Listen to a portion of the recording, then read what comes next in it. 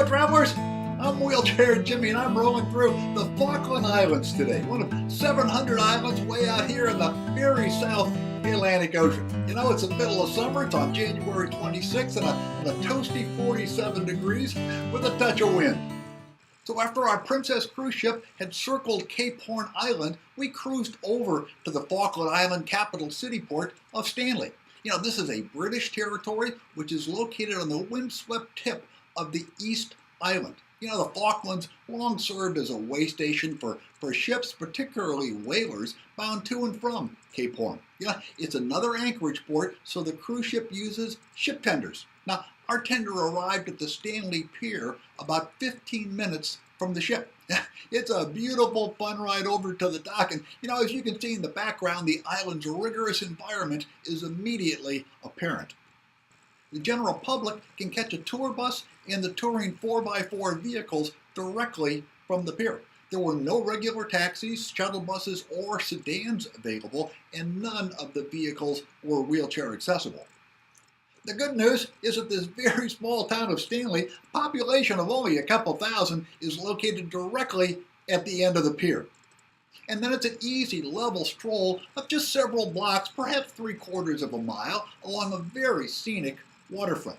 You know, as I mentioned, the Falklands and Stanley are under British control, and much of the waterfront museum touring centers around the 1982 Falkland War between the United Kingdom and invading Argentina. Don't wear your Argentine hats or t-shirts here. Other than the large penguin colonies, the two main attractions in town are the Anglican Christ Church and the Dockside Museum. The Anglican Christ Church is the southernmost Anglican cathedral in the world. It was consecrated in 1892. It is beautiful and reasonably accessible. You know, since there are multiple front steps from the street, you'll have to roll up the side street sidewalk toward the rear of the church. Then you come back down to the front entrance, past the whale bones, where there are 3 to 4 easy ramps to enter. And it's a beautiful cathedral.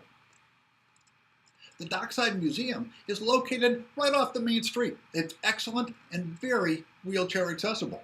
You know, it covers the early days of settlement here, the 1982 Falkland War, wildlife, including lots of penguin life, maritime history, and really much more. There are no steps at the entrance, and there's a large wheelchair accessible hydraulic lift, large enough, I think, for all size chairs, to take you to the second floor. The museum is about US $10. It's really worth it. It's very well done. There are a lot of penguins here on the Falkland Islands, but unfortunately, there's no wheelchair access to any of the various colonies. The tour vehicles are not wheelchair accessible, and even if you could get to the drop-off spot, the walk or roll to the beach is narrow, rough terrain and not wheelchair accessible. You know, I like an adventure, but I was told by several residents and my wife who did visit the penguins and took these photos that there's really no wheelchair accessible entry path or viewing areas. Overall, it was a little cold out here, a little windy, but we had an invigorating day just strolling around downtown Stanley. And as a side note, there are several large wheelchair accessible restrooms along the main street here. Frankly, there's not too much to see or do here, especially if you can't go out and visit the penguin colonies. So I ended up at the Falkland Globe Tavern, just a block away from the pier, and had a great time.